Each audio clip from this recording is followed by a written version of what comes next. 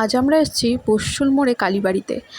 আজ হলো শনি অমাবস্যা, সেই কারণেই আমরা আজ পুজো দিতে এসেছি। আমি আমাদের ঈদের সাথে এখানে পুজো দিতে এসেছি। দেখুন পশ্চুল মোড়ের ভিউটা বাইরে থেকে বেশ সুন্দর লাগে মন্দিরটাকে। এবং বাইরে ঢুকতে একটা কালী মন্দির, তারপরে এই যে এটা হলো মন্দিরের এন্ট্রান্স, এখান দিয়ে ভেতরে ঢোকা যায়। ঢুকেই ডান হাতে পড়বে হচ্ছে শিব মন্দির এবং বাঁদিকে কালী মন্দির, আবার একটা হনুমানজির মন্দিরও আছে এখানে। আর বাইরে তো দেখলেন আর একটা কালী মন্দির। এই যে এখন যেটা দেখছেন সেটা হলো শিব মন্দির। আপনাদের এই শিব মন্দিরের ভিউটা দেখাচ্ছি।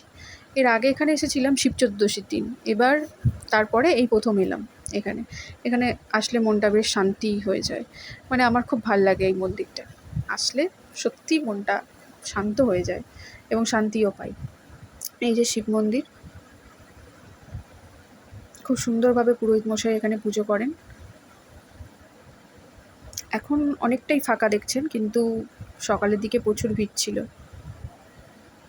আর শিব চতুর্দশী তো বলাই যায় প্রচুর ভিড় থাকে। দেখুন এটা হলো ভিঙ্গি মহারাজ, আর ওই পাশে আছে নন্দী মহারাজ, আর এর পেছনে অনেক ফুল গাছ লাগানো আছে। আর এইখান দিয়ে যে রাস্তাটা দেখছেন এটা চলে যায় সোজা পুকুরে। এই পুকুরে হচ্ছে মন্দিরের যাবতীয় কাজকর্ম হয়, মানে এখানকারই পুরোহিত মশাইরা এবং যারা মন্দির দেখাশোনা করেন তারা নানা কাজকর্ম করেন এই মন্দিরের জল পুকুরের জল ব্যবহার করে। আর এই দিকে দেখছেন এটা হচ্ছে কালী মন্দিরটা। এখানে একটু পরে এখানে এই যে ব্রাহ্মণ মশাই এখানে পুজো করছেন। এছাড়া কিছু কিছু মানুষজন এখানে পুজোও দিতে এসছেন। এখন সন্ধ্যার টাইম তো ফাঁকা আছে, বেশ ভালোই লাগছে চারিদিকটা। আর তার মধ্যে এত গরমও পড়েছে। আর এইটা হলো হনুমানজির মন্দির। ভিডিওটা ভালো থাকলে লাইক, শেয়ার অ্যান্ড সাবস্ক্রাইব করবেন। এই যে দেখুন বজরংবলী,